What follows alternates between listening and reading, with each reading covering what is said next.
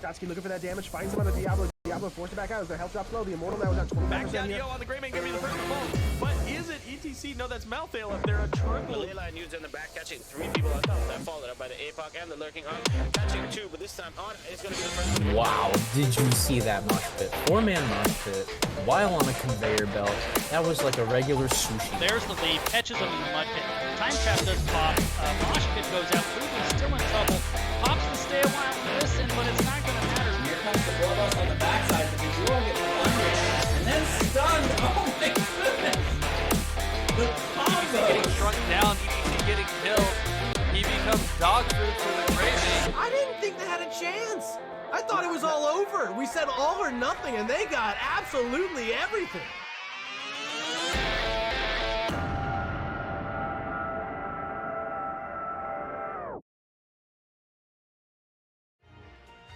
Hello, ladies and gentlemen, and welcome to the Nexus Gaming Series. I am Jason, and today we've got a Division C West match here.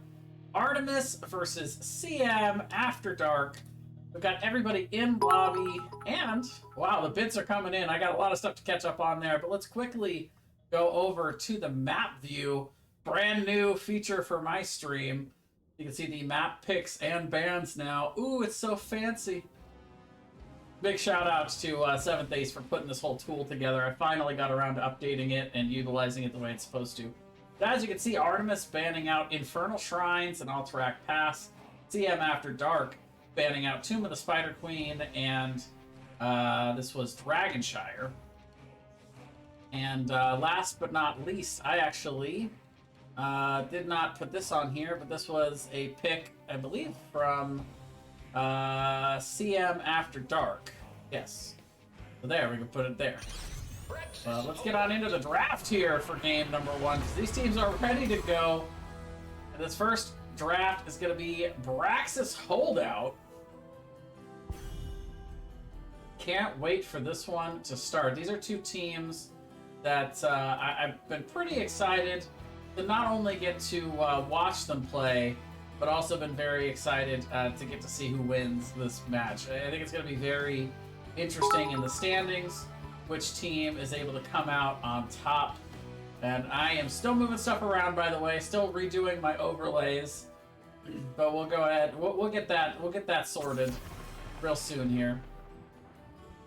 Thank you everybody for the bits. I appreciate it. Swing with the 69 bits. Tigerfish 100. Moist Weenus, of course, my good buddy Weenus, in the game with us here as a member of CM After Dark with the 69 bits as well. Honestly, and Zamara, thank you very much for the follows as well.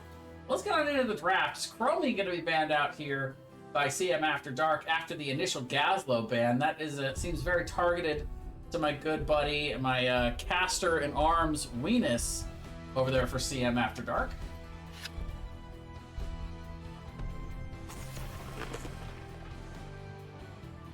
And looks like Ariel is going to be the ban out to follow that up. That's a bit of an interesting ban as well. Maybe a possible answer to a Cho'Gall, maybe a sneaking suspicion, or a double support comp in general could definitely be the reason for that coming out as well. So once again, folks, I do apologize if I seem a little distracted.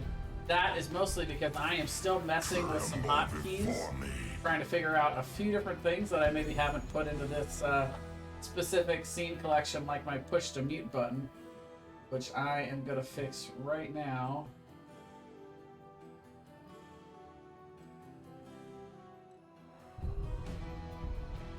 There we go.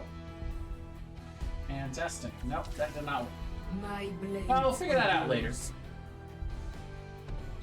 Diablo, the first pick here, and honestly, that is a solid pickup for Artemis to get started. Tiger gonna pick up the Sonya, and Mara gonna pick up the Ana there. So two very solid pickups on this map. Sonya so strong in that top lane. Ana so amazing in the sustained healing game.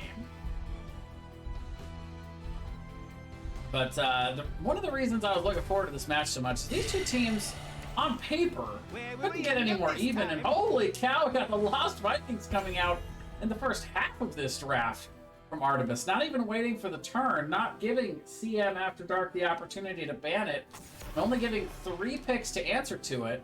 That is still a fair amount, mind you. I think that CM After Dark shouldn't be at all caught off guard by this at this point, with how much warning they have. But that is going to be the Brightwing being banned out, so another really heavy sustained healer tossed out and a good choke applied by CM After Dark.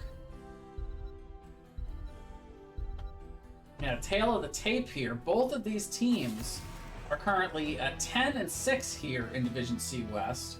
And if we take a look at the standings, that puts them solidly right now tied for...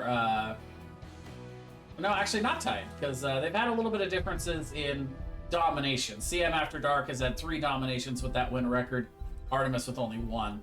So CM After the Dark tied with my team, actually, Regen Divine in 4th place at 13, Artemis in 6th place right now. So these are 2 teams kind of with an opportunity to set themselves apart from the middle of the pack here.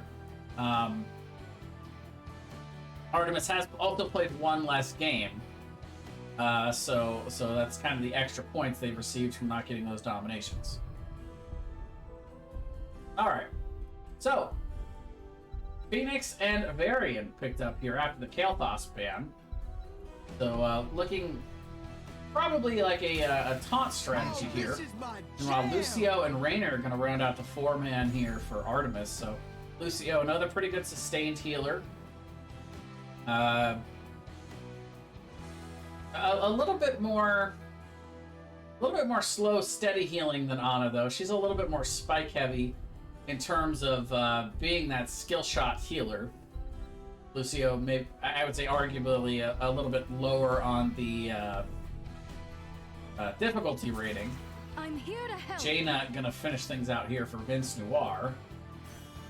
And that's the burst that you really want to see from a taunt variant comp. So I like that pickup at the end. It brings a lot of wave clear to their comp, which with Phoenix, that's pretty good wave clear, but was not going to be able to carry that load all by himself. I'm sure Renus will make a joke out of that later. That's fine. I'm good with that. All right, well, let's get in here for game number 1, and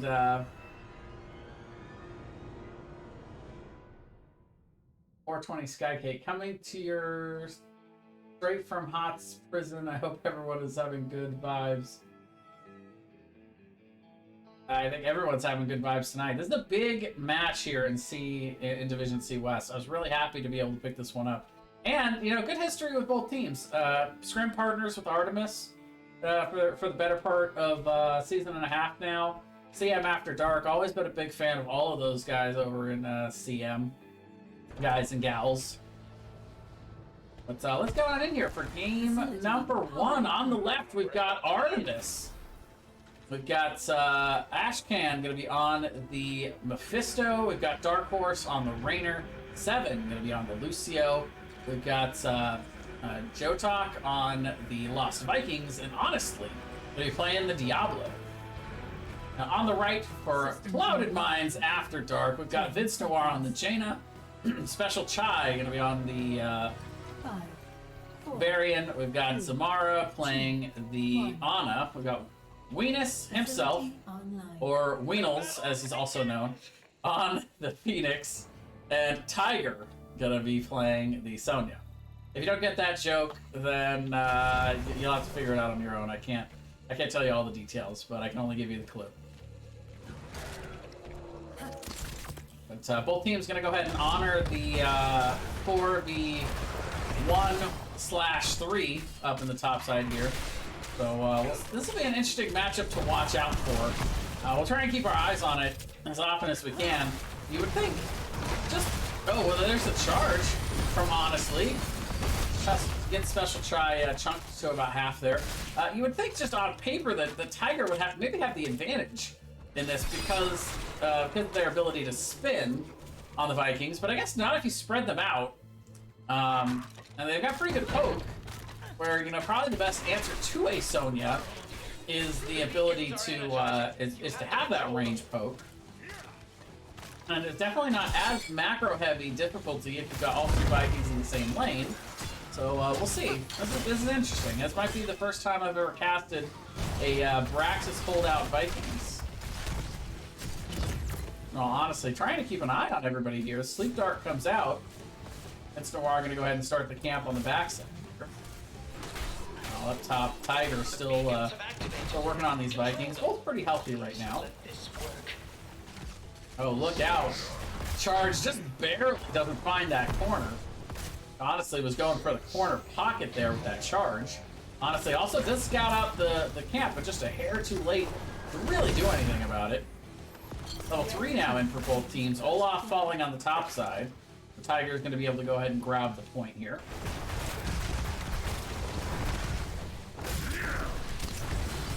Flip and shove, and honestly still trying to find somebody out. But look out, Samara goes down. Baylog on the top side. That's going to be first blood for Artemis. And Anna not quite able to back out fast enough there. I didn't see if they had Shrike activated. That looked like that might have been maybe why they weren't able to get away from Ashkin and that lightning ring. Right now, both are capped. We have multiple members of Artemis rotating up. Do they get Tiger? The penetrating round from Dark Horse just a bit outside there to be able to finish off the Sonya. Tiger gonna have to figure out something for healing. Looks like the back is on there. Tiger does go back to the Hall of Storms to lick their wounds a little bit there. Honestly, they get some damage though. Can they get that finish? Not quite. 7 doing just enough of that little tickle healing, but look how Moist Venus goes down.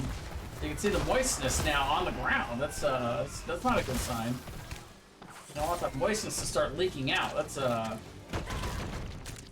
unfortunate. That'll be the second kill though for Artemis. So they're pretty happy about this. 92% on the charge right now. And definitely one of the advantages I do see from the Vikings is the same kind of advantage on this that you would get from Wrexham, where you're constantly forcing Tiger to get on the point, and the rotation up from Dark Horse this time, the penetrating round finds its mark. I guess you could say he is a seasoned marksman. No. I thought it was okay. Either way, here comes the Zerg on the bottom side. Artemis capturing the first map objective here on Brax. It's now going to be pushing in on the bottom side, and look at the front wall just getting melted here. Jimmy going to be able to really help this push. Able to empower the minions to also put a little bit of extra sauce onto this fort. 7 though tanking right now, and Jaina goes down as Mephisto diving in, getting yet another kill here. Level 7's now in for the side of Artemis, so they're also working with that talent tier advantage. 4-0 on the kill counter right now. Eric does fall on the top side. Honestly, getting a little bit low. Gonna have to back up for the moment. Khan is available now for Special Chai, and it looks like they're looking for it, but maybe not gonna have quite the support they wanted there. Be able to charge in and really go for somebody, but Tiger's got to look out here. The rotation is coming up to the top lane, and Tiger, I think, sniffs it out. No, honestly, I was thinking about it, but probably not when they're at quarter health there. Now, there's the boot coming in, though, trying to get Tiger off, honestly, but Mephisto ends up falling. That's a big rotation here from CM After Dark, and I don't think they're done yet. Venus goes ahead and teleports in. But honestly, we'll be able to make it out. Tiger is still rotating, though. I'm going to go ahead and get started with the camp. I like that call. You got to find some way to take advantage of that when the team doesn't want to fight you because they're low. I like the call. Make the invade, get the camp, start taking advantages on the map. For a second there with that rotation from Tiger, I was thinking, oh, they boss? Nah. CM After Dark a little bit behind right now. Over a full level lead right now. There's the power of the Vikings starting to come into advantage as we see Eric on the bottom side, getting that soak out. Not sure about the other guys right now. Just kind of hanging out in the lanes. Camps being taken on both sides here. Still about a level lead right now for Artemis. 4-1 on the kill count. Take a look at some of these quests. Only 20, not even 2,500 yet for Jaina. It's Noir gonna have a little bit more damage to have to deal before they're gonna get access to that that ice block. 31 charges so far for Venus, or stacks, I should say. Speaking of charges, though, honestly goes in and 7 tries to slow Venus down from being able to teleport out, but able to get the teleport over the wall. It's back to safety. Level 10s now are in here for Artemis, and it looks like it's going to be that high 5, along with Endurance of Hate. Play again the, wow, why am I forgetting Apocalypse's name? There we go. And as you can see, little Jimmy is out here. Rainer has his Raider. Honestly, trying to go in a little bit. Ends up getting taunted for his trouble. 7 got the heals to be able to heal through that, especially with level 10 here. Venus taking a big amount of damage there. Very aggressive Mephisto play so far from Ashton, and I like that quite a bit. There's the charge. High 5 does come out, though. Lucio, a constant counter here with that high 5 post 10 from that taunt, but oh my goodness, it's going to be a triple kill here. And yeah, big damage coming in once again. Mephisto just dominating things right now. Meanwhile, Venus going to be popped and charged a little bit, but wait a minute, get Lucio on the way out. And is able to make it back to the fort. Nice counter kill.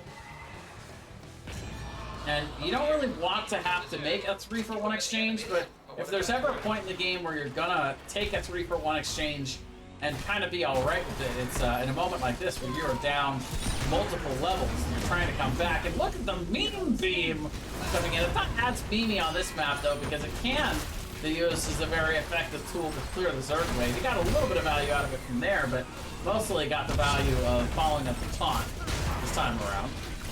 Nice thing for Venus is that he can do that from across the map at any time, so no matter where Special Chai is looking for that, taunt, Venus can always follow it up with that beam. Zerg wave defeated. Resetting pens as per protocol. Now Jaina's getting the slow on top of that. Might get a little bit of extra value out of the beam before you can strafe out of it. Nice clear though, nice defense. For CM After Dark, Artemis now rotating down on the bot side. Maybe looking to gank the Sonya, maybe looking to invade. The camp's not up yet though. Fall back to their own camp. Dark Horse gets it started back here. Have a little bit of a lull in the action here. Let's take a look for level 10s. Never went over the CM After Dark level 10s. Rapid Berserker along with the Water Elemental. We did see Planet Cracker already, but that's also going to be paired with the Nano Boost. And we see Shield Wall to pair with that taunt on the bottom side, but oh, the Vikings are taking some hits down here. Play Again comes out. So now they got all 3 back up for them to get dove upon and killed again. Uh-oh. I don't think Olaf's gonna make it out of here either. That is all 3 Vikings down. That's essentially 5 Viking kills picked up here for CM After Dark. Play Again also down for the next minute or so.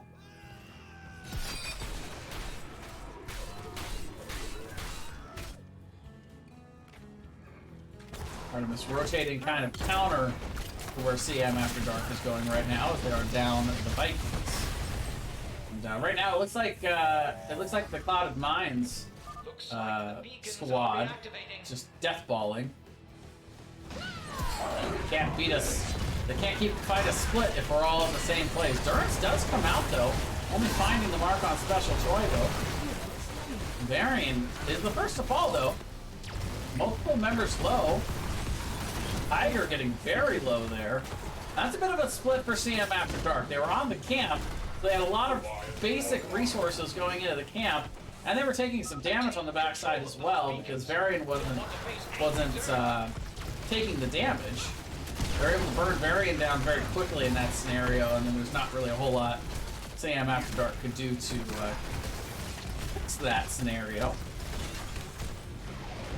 Didn't have the basic ability follow-ups as well for that taunt.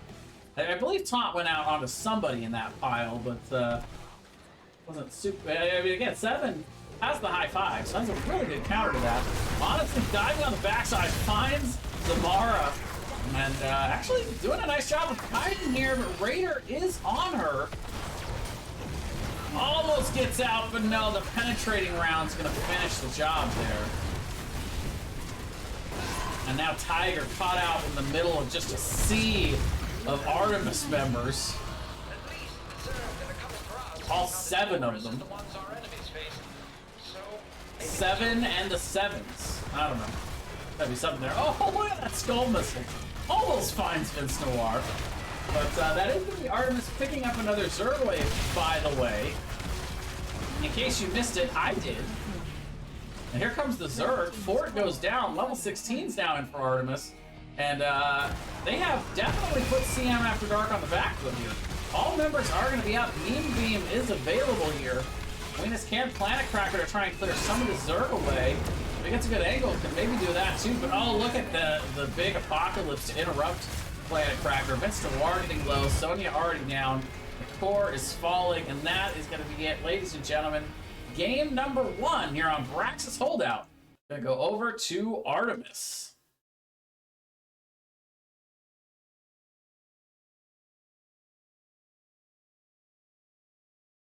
All right.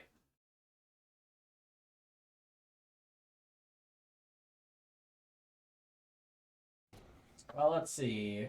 I've got so many new scenes. I gotta get used to moving everything around here once again. But there is your match summary, and pretty solid game here from Artemis. Really showing us the power of the macro that Lost Vikings brings there. And again, I really like the late Lucio pick. They saw the variant come out. They hadn't picked the healer yet. So 7 just goes straight to Lucio. High 5 to counter the taunt. And really prevent a lot of what CM After Dark wanted to do in those team fights. Isolate, kill one target.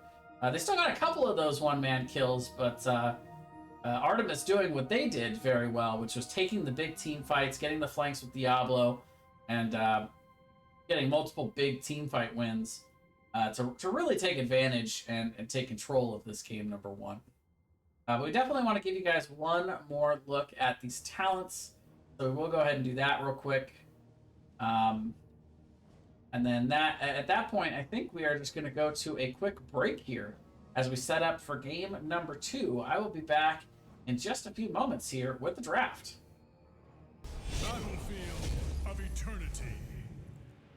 Welcome back, everybody. Game number 2. Draft is underway here as we are heading to Battlefield of Eternity. This is going to be the map pick for Artemis. I believe I actually put down wrong on the list here, so let's go ahead and move that over. Oh, I got it right. All right. CM After Dark can have first pick, first ban. And this map a little bit different than many others in the meta. Take into account how much race you have here on this map, certainly.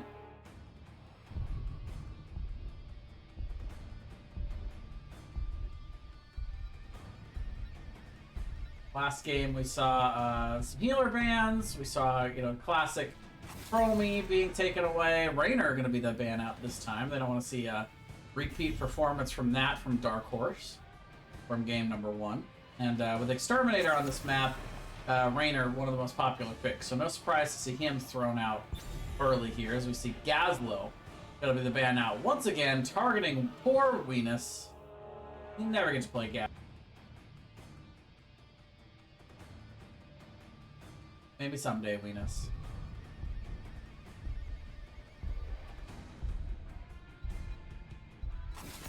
Chromie, once again, going to be taken out here. Chromie's not a bad pick here either. Used to be a no-go on this map, but after the changes for Chromie to be able to hit things in PvE and not just hit other heroes, so suddenly became one of the strongest picks here. The ability to poke from a very long range.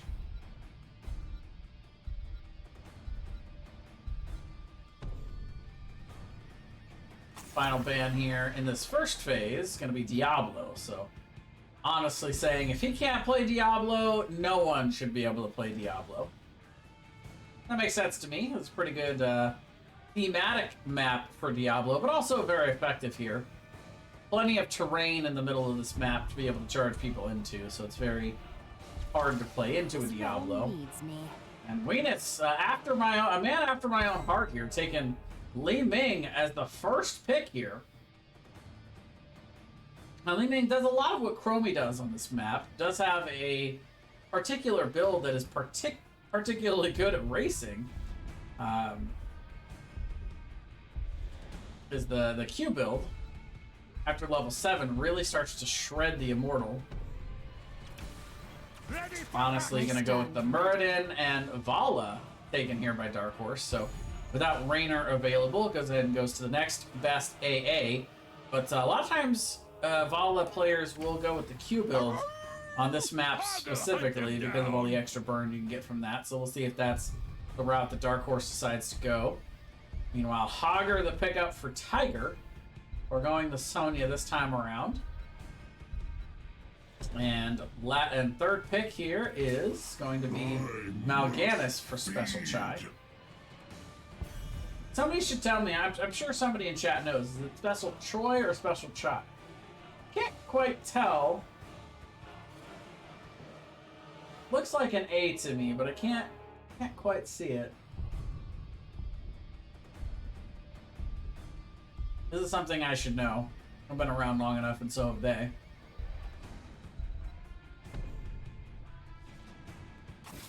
Ana gonna be the ban out here, so they don't want to see a repeat of that from Zamara. Makes sense. This played to decent effect last game. Only got caught out a few times, and that can't really be helped. I think that's kind of something that happens on Ana.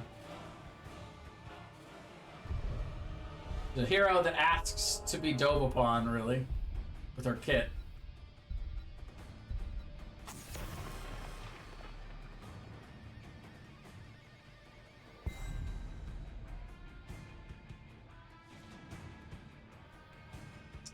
Swing, I appreciate that. Chai, I got it. I got it eventually. I was doing it better in the back half. Lucio gonna be banned out this time around, so not gonna be able to high-five people out of Chai's sleeps. Meanwhile, Tychus and Rexar are going to be the pickups here. So another really strong solo lane pick here for Jatak. I heed the voice of Elune. The hunt. Meanwhile, Tyrande for Zamara and Lunara for Vince Noir. So very interesting picks to close this draft out for CM After Dark. Lunara, a pretty good racer, if not a bit slow in dealing the damage. The disadvantage you get with the heavy amount of damage that Lunara puts on the Immortal is that it is slow ticking poison damage. So if you're in a racing scenario, that can actually be to your detriment to a certain degree. But if you're kind of poking, it can actually be a strength. You can get those 3 auto attacks out and have the poison kind of slowly do damage while you back up. Meanwhile, 7 will grab the Sukhov to close out the pick phase, the draft. You know, this whole thing we're doing here for game number 2. All right, so who won the draft? I'd say both teams have pretty good race potential overall. A little bit of an advantage, I think, to CM After Dark, mainly because of that Tyrande pickup by Zamara. The ability to put the Hunter's Mark down and get that extra damage is going to be pretty big. But I'd say both sides have really good race damage. I don't think it's a big gap. And I think it will change later in the game. At level 7, big spikes, potential spikes for Li Ming, depending on what build Weenus wants to go here. Potential spike at level 4 for Lunara. Really big spike opportunity at level 7 for Dark Horse if they go Q build. I guess we'll have to wait and see what happens. But in the meantime, let's get into game number 2 here on Battlefield of Eternity. On the left, Artemis. We're going to have Honestly on the Muradin. 7 going to be playing the Stukov. Dark Horse on the Vala, Ashkan going to be on the Tychus, and up top we've got Jatak going to be playing the Rexar. 10 seconds. On the right for Clouded Minds, After Dark we've got Tiger on the Hogger, Weenus on my favorite hero, Li Ming, Samara on the Tyrande, Vince Noir on the Lunara, and Special Chai going to be on the Mal'Ganis. Dark Horse gets hit by the initial owl. That means automatically that CM After Dark will win this game. If you believe in that sort of thing. Right away, honestly, though, taking a lot of damage.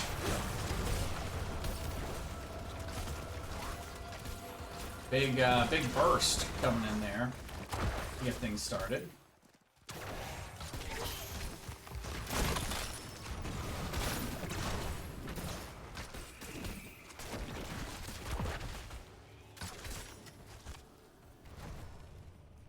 Both teams honoring the 4-1 exchange here.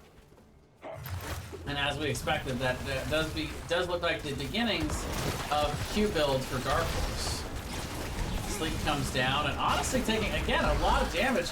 This time Wartop's kind of in place, but still is able to make it back out of that situation.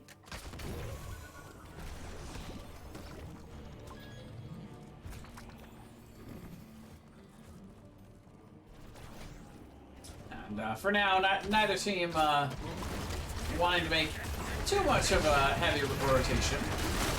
Not wanting to be too overly aggressive. You see Tychus falling asleep for just a moment, but no follow-up there. Both teams just content to clear.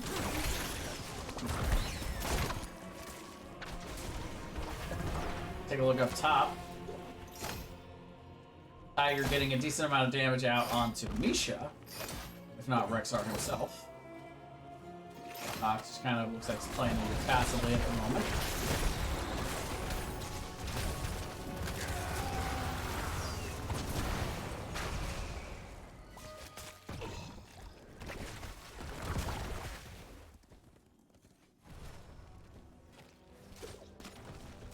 Not a whole lot going on here early. Looks like we will finally see people rotating to camps, though. Artemis going to rotate immediately to their bruisers here. Both teams actually doing the same.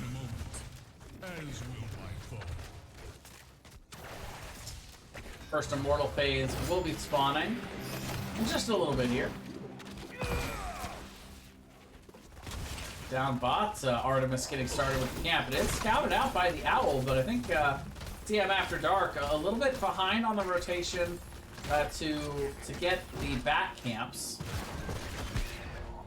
So we'll be a little bit too far away to realistically be able to do anything about this. Camp is captured in the bot. Now this is double camp push on the bottom side, and CM After Dark is gonna have to clear this up. It's gonna afford the opportunity for Artemis to rotate up and get immediately onto this Immortal. Tiger is gonna find the members here, and will immediately start backing up. We'll actually go ahead and Unstoppable rotate through. It's hit by the sledgehammer there.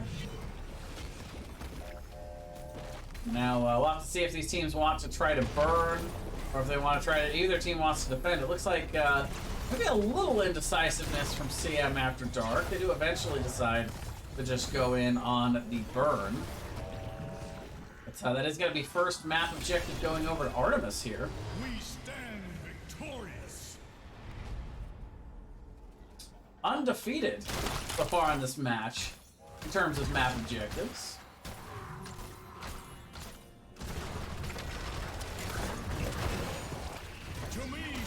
Leaf does go down onto Tychus. Chai gonna go ahead and back up after that though. Burn has started. Hopefully you don't get too much from this first Immortal. Looks like right now they're focusing more on trying to see if they can get a pick onto the Mal'Ganis, but he's pretty hefty, pretty safe from that. Level 7's now in though for Artemis as they get about a quarter level lead. Nothing huge to write home about, but you know, take what you can get, right? Ah, so close on that orb. But yeah, that's front wall well and half the fort. So very nice push for Artemis. That's kind of the best of what you'd expect to get from an early Immortal phase. On the good end, what you might expect. By the way, this is indeed the full Q build with repeating arrow for the double Q for Dark Horse. This orb build Li Ming for Venus, so not deciding to go with the more kill shot heavy singularity build.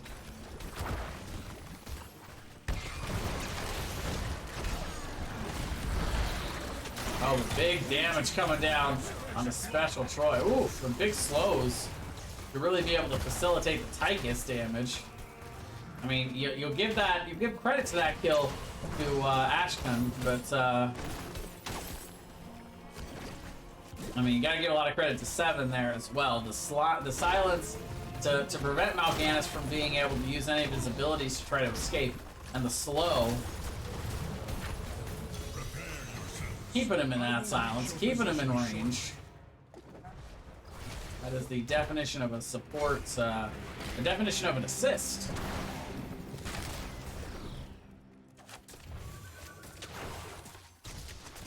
Meanwhile, about a half level lead now, just slowly growing just a tiny bit for Artemis here. But they're definitely going to win the race 10, and that could definitely be a factor here in this Immortal phase. Still almost a full level for CM After Dark to reach their heroic abilities. Both teams going to be satisfied to go ahead and get on the race here, and a little bit of a race advantage here for Artemis, though. Mal'Ganis going to be caught out here. Maybe trying to get a little bit too aggressive, trying to interrupt the race potential for CM After Dark, and now they're going to look to rotate to maybe defend. Two are here, but that's just going to slow down the members of Artemis. Not going to stop them from racing here. The second Immortal going over to the forces of heaven here. Rexar immediately rotating to the top, and level 10's now in for Artemis as well, as we see the Odin come out along with the Boars, the Avatar, Rain of Vengeance. The Sukop's still holding here, so we'll see if that's shove or swipe. Odin is going to be popped here, and up on the top side, Mal'Ganis all kinds of trouble. Put so much trouble onto him that it made my game lag. Holy cow. This is massive shove, by the way. Level 10's now in for CM After Dark, as we do indeed see Shockwave. Honestly, trying to get an engage on the backside, though, but looks like the members will make it back to the front wall here. We also have Leaping Strike, along with Carrion Swarm, the Disintegrate, and Shadow Storm. Thus ends my assault on hell. I must rest for time. Top both the solo laners doing their thing. Sorry guys, I haven't been watching you all very much. But down bottom, there's another fight going on. Sorry. I don't make the rule. I don't make the game. Oh, Dark Horse taking a ton of damage from Venus, but it didn't look like it was enough to finish Dark Horse off, but to get him very low, and that pop, a big pop heal came in from Seven.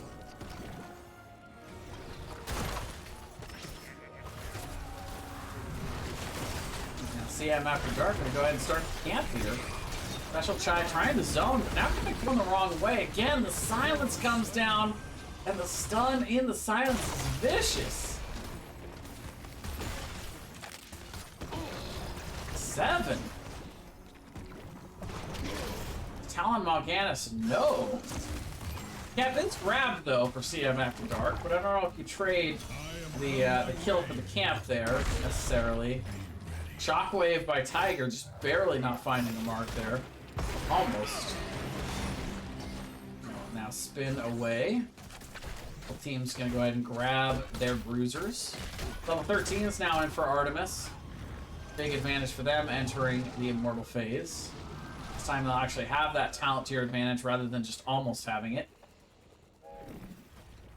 Looks like they're initially going to go aggressive here to race once again, but this time CM After Dark is here to defend. I think they can afford to take this defense under the Immortal, even without the talent tier, but they've got to step up here as a group. Nara is racing right now. Tiger rotating down from the top. Now, I don't know if you chase without the... I don't know if you chase not under the Immortal, but they're trying it anyway. They get honestly pretty low, but then comes the Avatar. Zamara very low on the backside, however.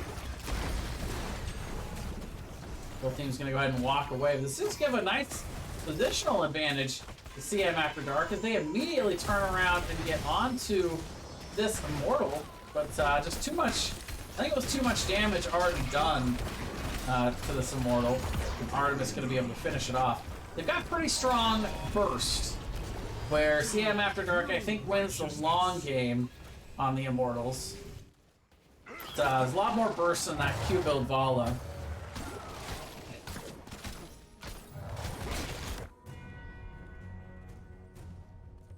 The heavens shall triumph this day. Venus going straight to Glass Cannon.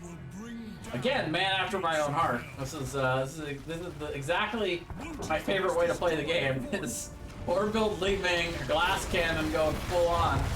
Big, there's the big orb. Starting out, special try, all kinds of low. Mal'Ganis will fall. I get the Tychus though. Does Venus.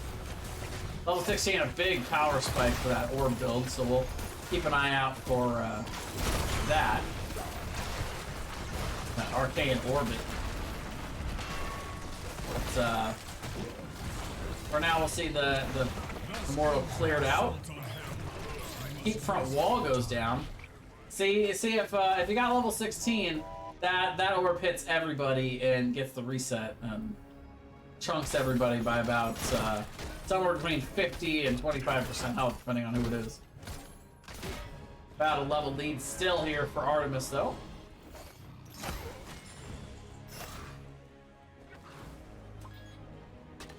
Oh, 7 gets hit.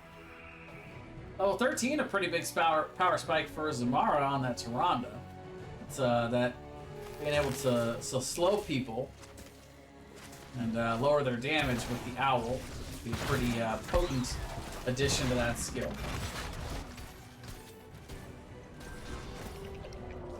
Not going the full Owl build though. Level 1 for the Aura shot for that extra auto attack speed. True shot aura. Dark Horse taking a big orb to the face.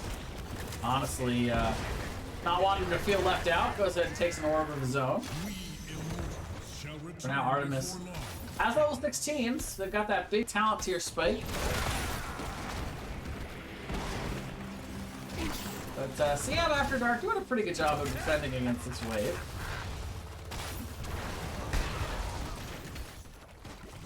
Clear it up fairly easily, only minimal damage to the keep, but it's still nearly a full level away from 16, and this has just been kind of a theme of the game. For at least these last couple mortals, it's just the talent tier timing for Artemis could not be any better synced up with the spawns of these immortals, because you know, it's still half a level till CM After Dark has their 16 talents. So the idea of them trying to contest for this objective, it just doesn't really make a whole lot of sense here. It's almost better for them to race, but they just don't have the damage to be able to effectively do that. Now they get a bit of a favorable spawn here because it forces Artemis to come across the map and come under their immortal fight. But they step forward and Mal'Ganis gets caught once again in that huge lurking arm. How about an MVP call here for 7? This game's not over yet, but leading to so many deaths here. And that lurking arm. While big damage onto Venus and up top Augur falls. Misha doing an amazing job zoning out the backliners there, while the rest of the membership of Artemis focused down Tiger. Now we'll have the Immortal spawning on the top lane. Now 16s come in, but for CM After Dark, but again, right after the Immortal phase. there aren't a whole lot of things in Hobbs that you can contribute mostly to luck, but that's one of them, right? You know, like, if you're soaking as much as you can, and it just happens that the timing is just off, that's as much a luck thing as anything you'll get in Hobbs. It's nearly full shield Immortal. They get the Murden burned down real fast, though. Immortal is going to go ahead and start smacking the core, though. Shielding's still available. And again, the burn, not terrible for CM After Dark by any means. They've got the True Shot Aura. They've got the Mark. Immortal will do a few chunks here. And meanwhile, I like this rotation from Artemis. They see the members of CM After Dark focusing on that Immortal, so they choose to go after the bottom keep. They get a lot of damage on it. Oh, there's the big root into the Silence. Tiger now solo. Gonna have to spin out, but on the backside, a lot of damage coming down on the Rexar. They're gonna get that kill. Reset coming in for Wenis. Or not quite reaching far enough. Would have been enough damage to take out Dark Horse, but just a little bit off the mark there. I think it's also a little bit low on the mana right now. It's still a big kill. CM After Dark now looking to invade the camp. Artemis going to rotate up to top, and looks like they're going to go ahead and settle that top camp. A nice concession prize.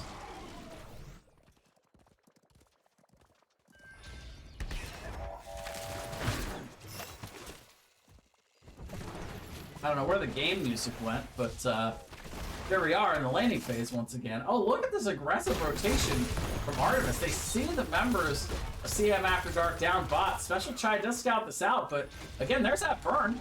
You know, it works just as well for the Bruiser camp as it does for the Immortal. Bottom camp is grabbed, and the B buttons are struck. Vince Noir makes it out. Little bit of a worry there. I wouldn't call that one a pucker factor necessarily, but I was a little concerned. So here's CM After Dark's first real opportunity to contest. They're still clearing in the top lane though, as the Artemis right on top of things here. And it looks like they're going to get this to 50%, which even as CM After Dark gets here, they will not be able to take advantage of the fight under the Immortal, necessarily. There is the Shadow Stalk, though. Oh, but 7 getting so low. It's taken down here.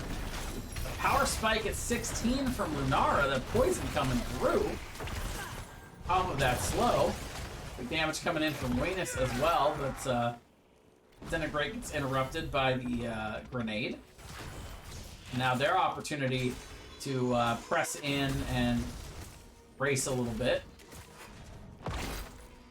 Tiger and Special Chai doing a nice job of zoning and scouting up here. And as soon as they show up, here come the rest of CM After Dark. They know how important this is to win this, and they got to take this fight and win it soon, because level 20s are coming in very soon for Artemis. So they're going to do their best to try and get a job done here. Both the core and the keep are under pressure, though, in both lanes. They've got to really engage here and get a win fast. Nara still racing on the bottom side. Odin is popped. Big poke onto the back line here. So multiple members of CM After Dark are so low. Artemis dodging the orbs. Slowly poking this down. Oh, the Lunar Flare hits. Dark Horse. Special Chai comes back. They get the reset. Wenis is very low, though. It's taken out by Honestly. Now Honestly on a rampage trying to get Special Chai.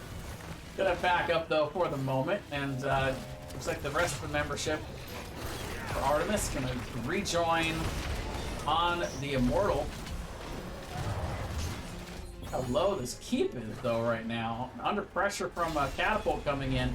That's going to be a big blue shield Immortal here. About a third of the shields. Level 20s also now in. I'm sure you guys wanted to look at that. So there you go. There's the level 20s. The wickedness Watch of out for the hell rewind from dwindles Honestly here. before me. I will bring down the gates of hell. We're gonna get the keep down before the Immortal even gets there.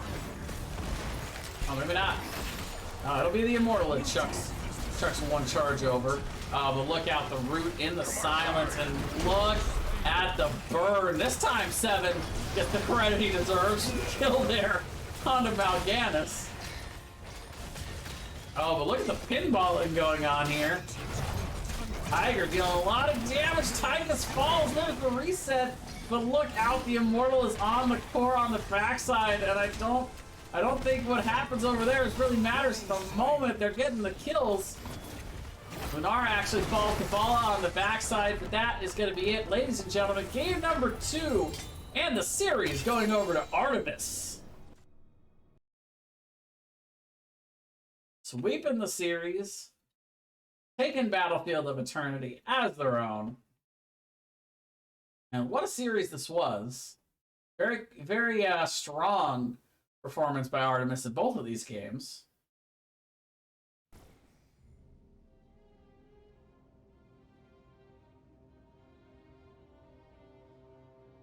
And that's a pretty big win for them. They haven't, like I said earlier in the broadcast, they haven't gotten as many dominations this season. So being able to finish the series off strong is going to really be a big focal point here for them tonight. And going to help them here in their chase to move up the standings a little bit. This will put them effectively in tied for 3rd with can't connect stuns. Yeah, Maestro Cass, absolutely. That is a good phrase for it. Putting on a clinic here is Artemis. That's exactly how you want to play this map. It's exactly how you want to play this game. The kill count, not really telling the tale of the game, right? 10-6 seems fairly, even throughout the game, but Artemis didn't win this game the same way they won the last one. Last game, I felt like they won it in the team fights as much as anything else. But here, I would say Artemis winning the game macro sense. They always right on top of the rotations where they needed to go. Always right on point to be able to burst down that Immortal. And they had a comp to do that, and they executed it. You are a raider. Legendary. Fujin, thank you for the raid. Hello, everybody. You've made it just in time. The end of the series, unfortunately, but so glad to have you all here. Let's go ahead and reach out to team captain for Artemis. See if we can't set up a little interview here for our post game. Let's see. Gotta find 7 in here. There he is.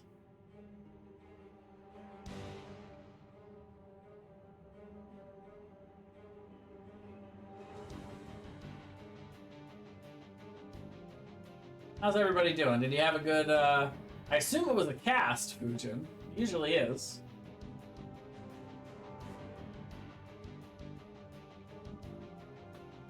In case anyone wants a bit of a refresher on the series, let's take a look at the map, the map summary here. See what these teams banned and what they picked, and get a little picture of what the series looked like in its entirety. All right, well, it looks like we are going to get an interview. Honestly, I'll try not to make any honestly puns, but hello, welcome. Thank you for joining me. You know, you would be the first to ever do that. Yeah, I know. I get a lot of that at work. I take food orders in a hospital, and you'd be surprised how many people a day try to order alcoholic beverages at the hospital. It's as if it's the funniest joke of all time. So, well, congrats on the win. Big win tonight for you guys, and I believe, if I'm correct, your first actual domination of the season. Is that correct? Do teams that withdrew count? No, I don't. Well, that's what I mean by. Yeah, real one, because yes, of course everybody gets the what's the word I'm looking for? The freebie with Yeah, I was joking. This is our first this is our first domination we've got. We've been managing to win most of our games. Only lost to Team Rainbow Strike so far, which is definitely a good team. The number one team in the division. But it feels good to get a 2-0 for sure. Well, and I'm gonna steal a phrase from Meistercats in chat, and that you guys did indeed put on a clinic tonight. That was a very solid, very clean win throughout from start to finish. Good macro and good team fighting on Brax's holdout, and incredible macro. I wouldn't say you guys won necessarily the team fight winning as much in Battlefield of Eternity, but just the macro rotations were epic in that game number 2. Yeah, it felt good for us. We were crisp, our comms were good, and we were on time to camps where we needed to be on time, and we were able to get burn most of the time before they even showed up. So put us in an advantageous spot for sure. So going back to game number 1, we're on, of course, Brax's holdout. Tell me a little bit about your guys' decision to go with the Lost Vikings. Do you feel like that's a specific counter against Sonya, or is that more of a macro late game strategy for y'all? So, for anybody else in our division watching this, the Vikings are trash and should never be banned. But no, Joe Dak is just he's a good Vikings player. Props where props are due. He knows who he can take and who he can't take as the Vikings in the solo lane, and we saw the Sonya come out and he liked that matchup.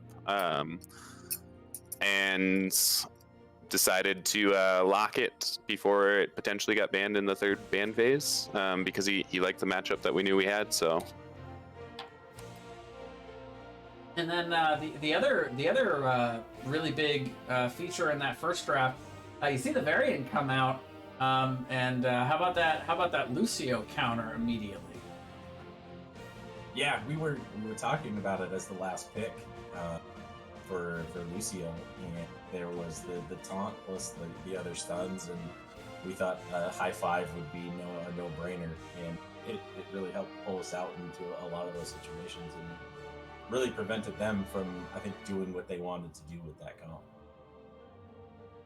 And then as we move on to game number 2, we see an early ban on Raynor, like a little bit of a focus on some of the more wave clear heroes, but pulling out the early Vala really seemed to help you guys a lot, and it seemed like you guys had a bit of a burn advantage on Battlefield of Eternity.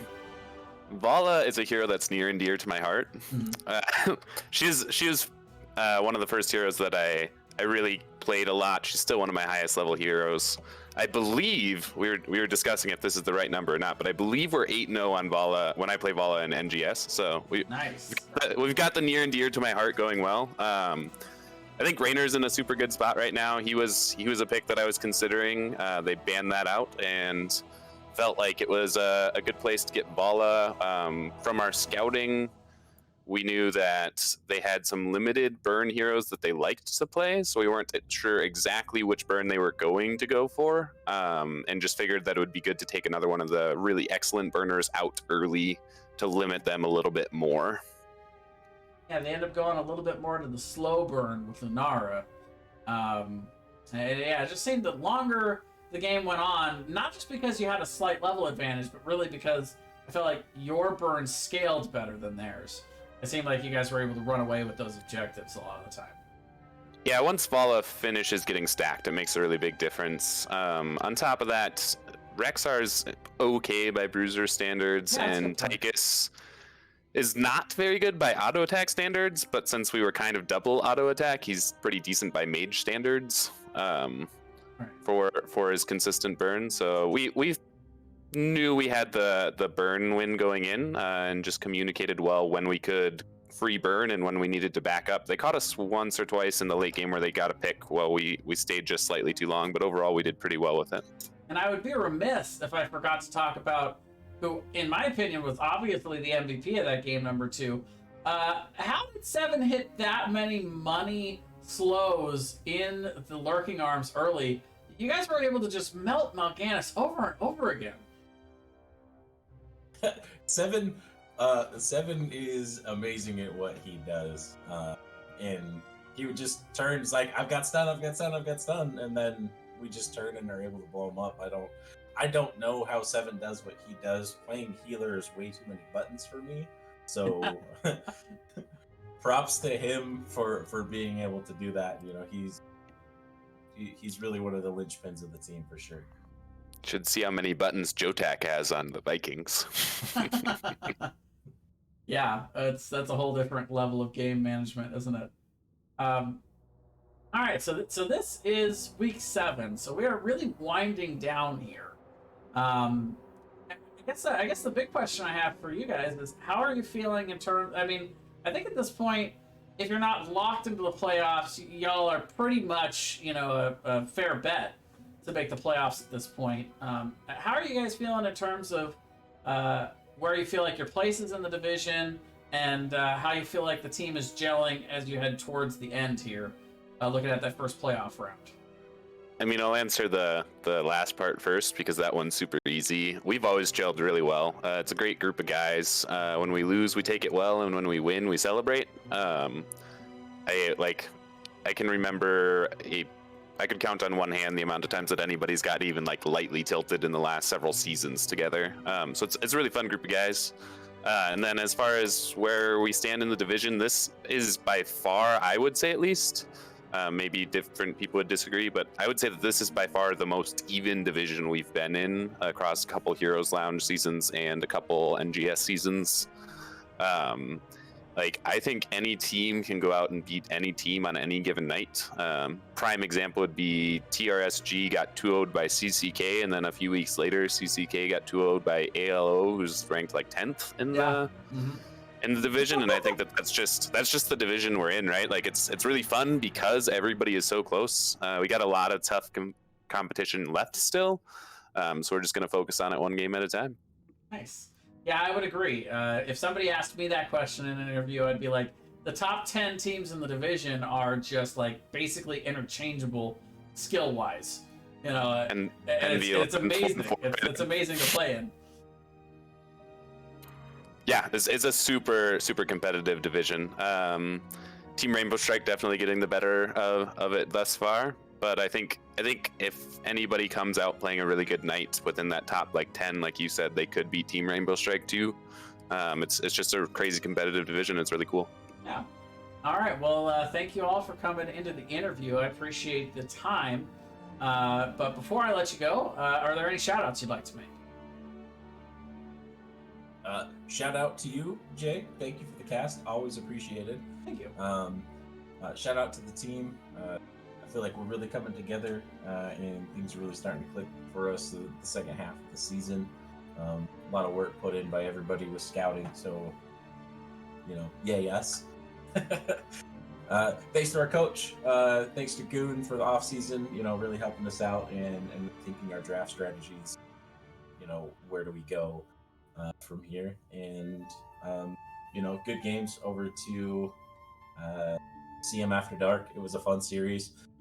We were nervous coming into it. They're a really good team, and you know we just happened to get the best of them. So best of luck to them for the rest of the season. And I'll reiterate just the thanks for the cast. I agree with everything honestly said, obviously, but it's always fun when you get cast. You can rewatch the game, get another person's perspective and stuff like that. So thank you very much. Absolutely, it was a really fun series to be able to catch. When I saw this one coming up on the slate, I was like, "Ooh, it's gonna be a good one."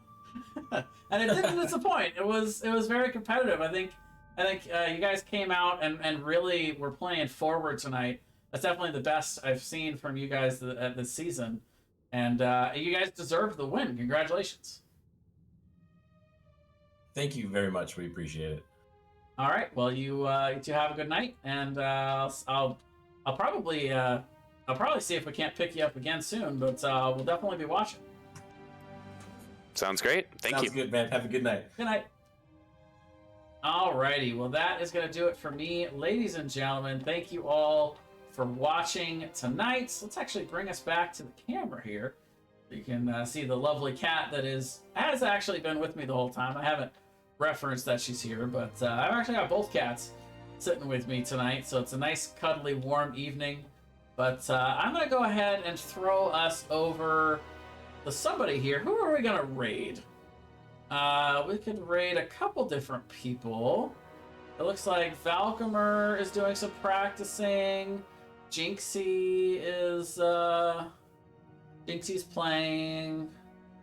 Don't think anybody's casting. I think we are the Night Cat for NGS casting. So let's throw you guys over to Jinxie Cat. Looks like she's playing some games. I'll be coming back on a little bit later. I'm going to go ahead and restart the stream, take a little bit of a break, and then I'm actually going to come back. I haven't actually decided what game I want to play, so if anybody has any strong opinions about what they'd like to see me play here, let me know. Otherwise, I'll just maybe play some HOTS, depending on what my team is doing. If I can get online with a group, maybe do that. But thanks again, everybody, for coming out. If you did see any glaring issues with the stream tonight, please let me know. I had to reset everything this week with a new computer setup, a new Windows setup and everything. So feedback always welcome. I really appreciate it. I'll have to watch it back as well to see if I missed anything. But until next time, for the Nexus Gaming Series, I am Jayzon. Thank you all for watching. Have a good night.